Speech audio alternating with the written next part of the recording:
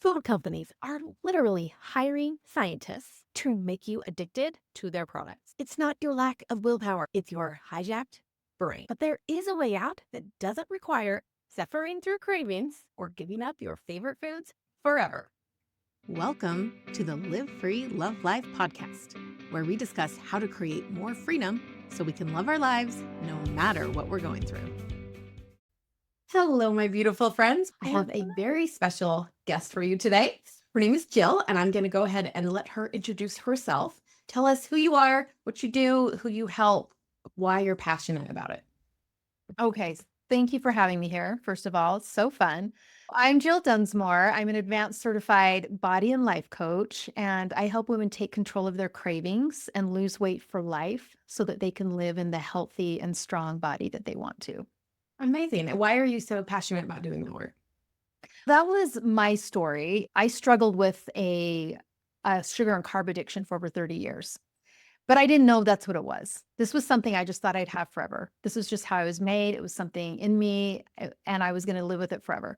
When I finally learned how to set myself free from the cravings that controlled me, I was able to just take my power back in a way that allowed me to just completely change the relationship I had with my body and with myself. And that rippled out into every other area of my life. So that is why I want to help women who are struggling like I was, because I know they're out there. And a lot of times we struggle in secret, but you can set yourself free from that. And I want to help them do it. Awesome. Okay, so what are some of the most common struggles people face when it comes to food cravings and weight loss? Okay, so the biggest obstacle I see with women who want to lose weight, because that is the biggest reason they come to me, it's unmanaged sugar and carb cravings. So for many women, it feels like certain foods, especially sweets and processed carbs, they just take control of them. They're fine around some foods, but then there's certain foods that they just can't control themselves around. And cravings that are really powerful that keep coming for these foods and giving into those, it leads to all of the things that make us gain weight. So if you think about it, like 95% of the things that make us gain weight come from having cravings that we don't know how to control, so we give in, like overeating and constant snacking, emotional eating, sugar binges, and even eating in secret. These cravings, when they keep taking over, it just brings a cycle of shame and frustration and guilt and just disappointment in themselves, which leaves them feeling powerless and stuck and not knowing how to change it. And then over time, constantly giving into these cravings, even if you're working really hard to take care of your body and do the things that you want to do to be healthy and strong, when you keep giving in, it just sabotages that work. You'll take 2 steps forward and then you take 3 steps back, right? And so you gain weight and you have low energy, and then you start having physical problems, which was my story, inflammation in your body that shows up in all sorts of different ways, and bloating and gut problems and digestive issues that are really hard to deal with. And so much of this just it comes down to the way that these foods affect the brain. So processed food, especially those with refined sugar and flour. So when I talk about sugar and carbs together, Mindy, today, I am not talking about whole natural sugar and carbs. Those are amazing. Okay, I'm not talking about that. I'm talking about the refined processed carbs that is just so much a part of our American diet these days, and so much of the way many of us were raised eating, right? And so those foods are designed to make you crave them. They are. So food companies and fast food companies, they hire scientists to actually engineer the food to hit a bliss point. That's what it's called. And it's when they take the right amount of sugar, salt, and fat and combine it to release an unnaturally large dopamine hit in our brain. Our brains are made to want a natural dopamine hit, and natural food gives us that. But unnatural foods that are man made, which is processed food is, they give us an unnatural dopamine hit. which makes our brain be like, wow, this is amazing. And it just craves more and more. And so our survival brain, that's the crave brain, okay, that part of our brain gets confused and it starts seeing these foods as actually critical to our well being. It thinks they're really, really important, even though they're not. What I'm hearing is for those of us listening that have these carb cravings, sugar cravings, processed food stuff, it's not your fault. Mm-hmm. There's people actually out there conspiring against you by giving you things that make it impossible for you to function. But that means there's also a solution, because if we possibly don't put those foods into our body, we can maybe get a handle on it. Totally. And this even goes with homemade stuff. Like when you're making homemade food, even out of just sugar and flour in your pantry, right? It does the same thing. The dopamine hits will hijack your brain. So the same thing happens. And we don't think of it as an addiction, right? We might not think of these foods as dangerous or addicting, but think about it. When we're feeling stressed, we might not pour a drink, but we grab chocolate. Or if we want to relax, we might not light a cigarette, but we grab a bag of chips, right? And so anytime that we start relying on something outside of us to feel better and manage what's going on inside of us, that's when we start to feel dependent on it. And that's when we start to lose our freedom to that. But like you said, it's not that we're weak or that we just don't have any willpower. It's that our brains have been trained to crave and depend on these foods for comfort and relief and just to feel better. And so, yes, it is possible to break free from that. Your brain just thinks that this is really important, and your brain has been trained to want it, but you can also train your brain to unwant it and to just be able to manage it in a different way. And that's what I help Awesome. my clients do. So, can you walk us through a success story of a client who broke free from these limitations? What was their journey like? Yeah, so I actually have a client I just finished with, so she's on my mind. But when she came to me, she had been in a really unhappy marriage for a long time. And without realizing it, food was her comfort. Food was her thing that she turned to feel better. It was always there for her. It didn't expect or ask anything from her. It just gave to her. That's how she felt about it. She'd also learned if she put on this layer of fat around her, then her husband didn't want her as much, which was a good thing because she didn't want that. So unconsciously, she had put this layer of fat on to protect herself. And we did a lot of work together to help her understand that she didn't need that protection anymore, and that what she thought was protecting her was actually now causing her a lot of pain.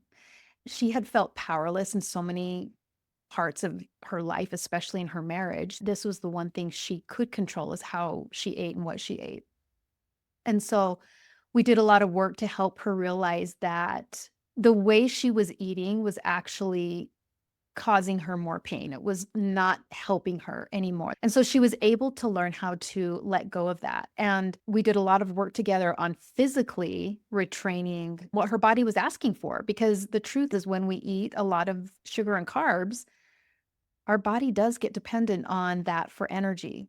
Our body stops functioning the way she's actually meant to and designed to, instead of being able to go in to your fat stores and create energy when she needs it. Your body will just keep asking for sugar, which is why when you're eating, when you're snacking a lot, every couple hours, you feel like you need another sugar pick me up to get through the day.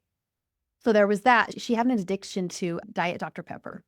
And she was able to completely get off of that, which she never thought she could do. She was able to think about food in a different way and learn how to manage the cravings when they came. So instead of needing food to solve her emotions, she learned other ways to create those feelings for herself. In the time we worked together, she was able to lose 30 pounds and 29 and a half inches. And she's halfway to her goal. But now the biggest change for her is she totally feels like she can do it. When we started working together, she just did not think it was possible. So, what is the most crucial mindset shift needed to break free from cravings that feel like they take control? Okay, so first of all, realizing that it's not your fault, like we talked about, because so many women, they just carry this shame around that they are weak, that they're broken, that there's something wrong with them. Like, why can't I just stop at one piece of cake like everybody else can. Why do I have to have 3? Is wrong with me, and it's embarrassing, and we don't talk about it, and we keep it secret, and that's the biggest thing, is just to realize, okay, we can start letting go of that shame, because it's really not your fault. Your brain has just been wired to crave and overeat these foods, and it can be rewired to not eat these foods like that. So I think it's really important to understand that it's not the food itself causing the craving, it's your thoughts about the food causing it. Right. The reason that this is important is because if it's the food that is causing you to have these cravings that you feel like you're powerless to and to always give in, it's the food doing that, then you have nowhere to go. You're a victim. You can try to control and keep yourself away from that food, but you're never really going to, especially if it's a category. Like for me, it was carbs, processed carbs. You're never going to not be around the bread, right? It's just always going to be there. And so I thought it was those foods that would take control. But when I made that realization, like, oh, it's not the food. And the reason we know it's not the food is because if it were, then everybody in the world would feel powerless to that food. Everybody in the world will crave that food and give into it. And they don't, right? I love chocolate so much. And that used to be one of my things I was addicted to. And I have a twin sister who can't stand it. So it's not the food, it's your personal thoughts about the food and what your brain's been trained to believe and crave in these foods. So your thoughts make you crave it, your thoughts make you give in, your thoughts make it hard. And knowing that is actually liberating, because if it's your thoughts that are creating it and not the food, then now you can change that. You actually have the power to change your thoughts. And that's what I help my clients learn how to do. You actually can change the craving itself. I help my clients learn how to diminish their cravings physically by what they're eating and how they're eating, and then also emotionally. And once you learn how to take control of your food, then you start taking control of everything else, your weight, your health, your confidence, the way you feel in your body, and the way you feel about yourself. Awesome. So, what is one practical step that our listeners can take today to start their journey to food freedom? Okay, one step that's really simple is to pause. There's power in the pause. So when you have a craving, that's the stimulus, right? There's a trigger, and then you actually put it in your mouth. That's your response. There's this little space in the middle, okay? And that pause is where your power lies. So there's this quote that I love, and it's by Viktor Frankl. And it says, between stimulus and response, there lies a space. And in that space lies our power to choose. And in that choice lies our growth and our freedom. There is a space. So we get triggered, we want something, but if you just take a moment and pause and you ask yourself, okay, first of all, am I physically hungry right now? And the way you'll know if you are or not is, would healthy food solve it? And if your brain's like, absolutely not, I don't want chicken breast, I want Doritos. Okay, now we know that it's not physical hunger, it's an emotional hunger. Okay, so now we know.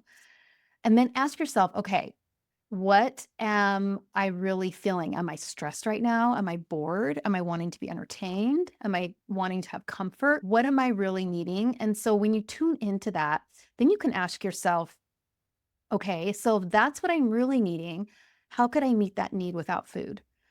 So if I need comfort right now, how could I create that for myself without putting food in my mouth? How could I create that emotion that I'm wanting to create with food? How can I do that in another way that I don't have to pay a price for? Yeah. So that is a small step just to help you start being aware of what emotional eating really is. Emotional eating is eating when we're not physically hungry. There's another reason that's driving that. So tuning into what that is, what's driving it, it's a big step that can start building that trust and helping you feel more control. When I first found this work, my brain thought the answer to every problem was food, right? And so I was like, okay, 2 plus 2 is food, and 5 plus 7 is food, and 13 plus 36 is food. Brain, food cannot be the answer to all of life's problems. But it's so easy, right? It's so So I easy. just Yeah, it solves the problem in the moment, and that's why we do it. In the moment, food really is the answer. Yeah. to whatever emotion you're wanting. Like food will do it. It's the fastest, easiest way to get it, which is why we do it. It's really to We don't have distract effort in ourselves, some other though. way. Totally. Like, it's not really the answer. It's a distraction from the problem. Because once we've finished eating, like the crumbs are cleaned up, Problem's still and it there. comes back. It's still Right. there. We haven't really solved it. Now it's just Right. still there, and now we feel bloated and heavy. Yeah. So I Right? started telling my brain every time, I was like, brain, food is not the answer to boredom. Food is not the answer to frustration. And I just kept reminding my brain over and over. Food is the answer to physical hunger, sure. Yeah. To nutritional needs, absolutely. But as you said, broccoli will solve both of those problems. Doritos are not the answer to anything. And that doesn't mean we can't ever just have food purely for enjoyment, but it's just becoming aware. Okay, I know this is an emotional eat and I'm choosing to do it. Like it's an intentional thing I'm doing. That is different than just continually reacting to emotions with food when we don't even realize that's what we're doing. Yeah. Okay, so you've covered this a little already, but tell us, how does achieving food freedom typically impact other areas of a person's life? Achieving food freedom in my own life and in all of my clients' lives, it has such a ripple effect on everything else. And it's always really surprising to my clients the changes that happen in their lives that they didn't expect. Right. So, women who overcome their cravings and learn to trust themselves with food, they just become more confident in every area of their life. And that confidence just it ripples out to their work and their relationships and just how they show up in the world. And they're no longer carrying around that constant frustration and disappointment in themselves, which just frees them up to spend that energy in such a more powerful way. Because when you build a relationship of love and trust with yourself, then you start to believe that, you know what, I could create anything I want in my life. If I can learn how to take control of this, there's nothing I couldn't do. Because that was something I just felt like I never would be able to do. And so when they feel that sense of just pride that they are learning how to do it and they see, oh my gosh, the magic of their brain, it's okay, we're using food and weight loss is the lab to learn these tools I'm teaching you. But once you learn them, you can take them into every area of your life and create what you want. And when you're not wasting mental energy on cravings and food chatter and feeling guilty all the time, it just frees up so much more capacity for the things that really matter in your life. So, food freedom equals freedom to live your best life, to fulfill your purpose. It equals time freedom. It leads to all the other freedoms. Totally. Because when you build that confidence and that trust in yourself, and you just know that you know how to overcome obstacles in your way. The craving is an obstacle. That emotion that you don't want to feel, that's an obstacle, right? But when you learn that you have the power within you to be able to overcome that without relying on something outside of you to solve it for you, that's when the whole world opens up. Because when you're not afraid of feeling those things and you're not afraid that you don't know how to get over that, any goal that you have that's going to feel challenging and hard, and there are going to be obstacles in your way, you can use these same tools to be able to overcome that. Awesome. So, what is a common misconception about food freedom that often keeps people stuck? Okay, I have two. Okay. So the first one is we think that freedom means being able to eat whatever we want whenever we want it. And that's when our brain will start to rebel against the very thing we want. We're like, I want to lose weight and I want to feel light and healthy in my body and I want to feel confident. And I also want to eat whatever I want whenever I want it. And so we fight against ourselves. But really, overeating processed sugar and carbs actually takes away your freedom. We become sugar burners. And that's when you're feeling like you're just constantly feeling hungry and like you need more sugar, you need another pick me up. So we physically and emotionally start becoming dependent on sugar to get throughout the day and to feel better. And if we don't have it, we might not even feel good. That was my case. If I didn't have my little fixes throughout the day, I felt tired. I felt irritable. I even felt a little nauseous if I didn't have it. So those cravings just follow us around and they interrupt our peace. They're constantly telling you to go have something else. And then you have to fight against it. And it's just this thing that's always going on in your head. And then we don't have the energy to do what we want, right? And disease starts to form. 90% of all disease actually comes from our lifestyle, only 10% is genetic. So we actually don't even know the disease that we're inviting into our life by eating that way. That totally takes away freedom, right?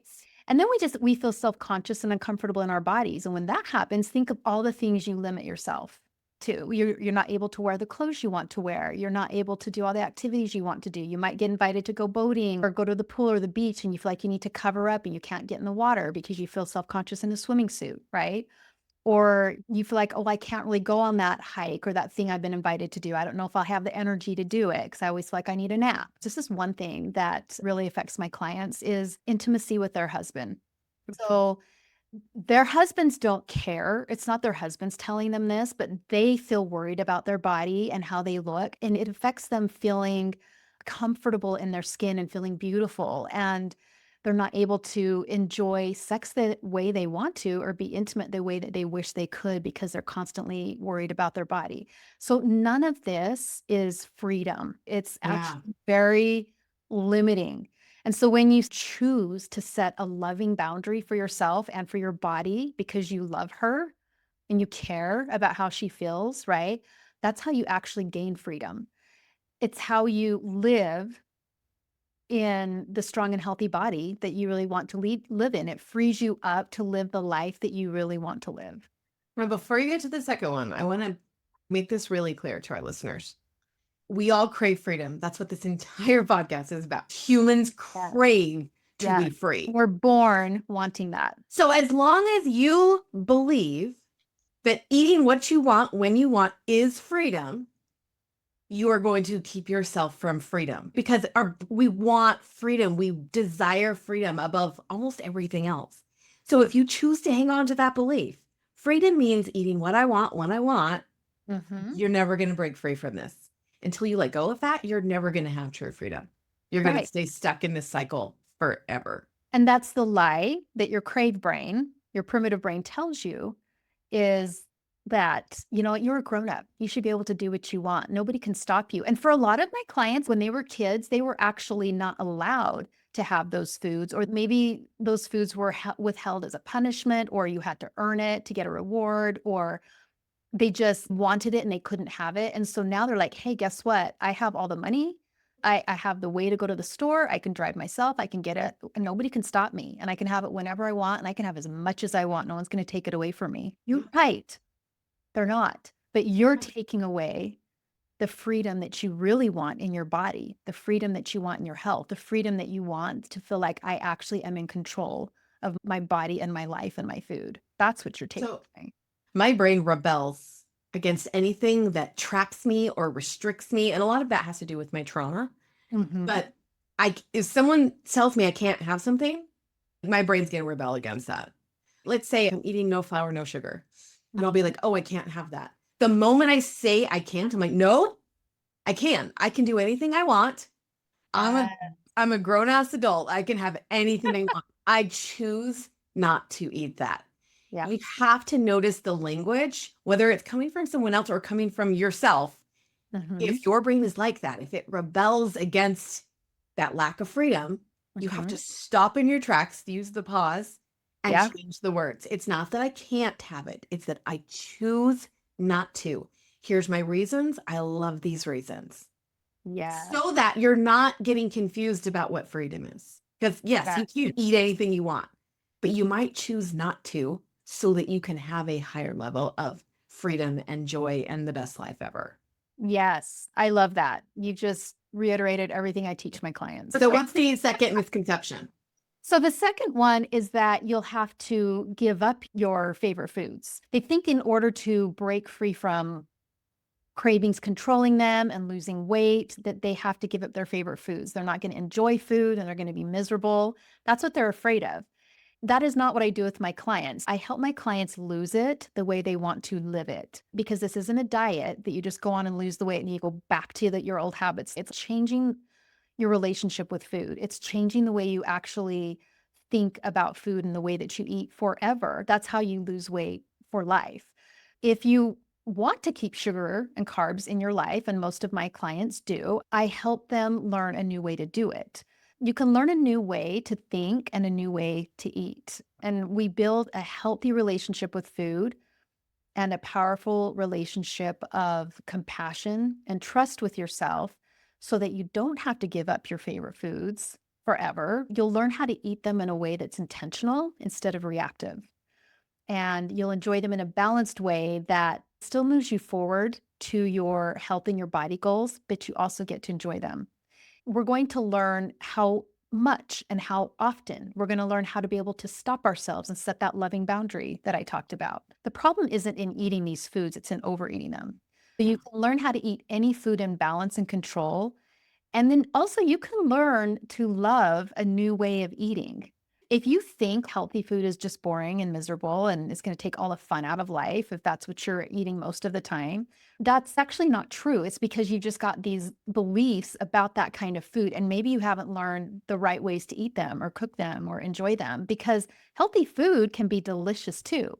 And you can actually train your brain and your taste buds, it's a real thing, to crave and love healthy food, even if you don't right now. So think about how amazing it would be, like when you're craving, I don't know, say the cookie jar all the time, to actually start to crave organic roasted pumpkin seeds, something that's actually healthy for you. Being able to crave food that serves and loves your body is amazing. And that really is what you can do because your body wants that food.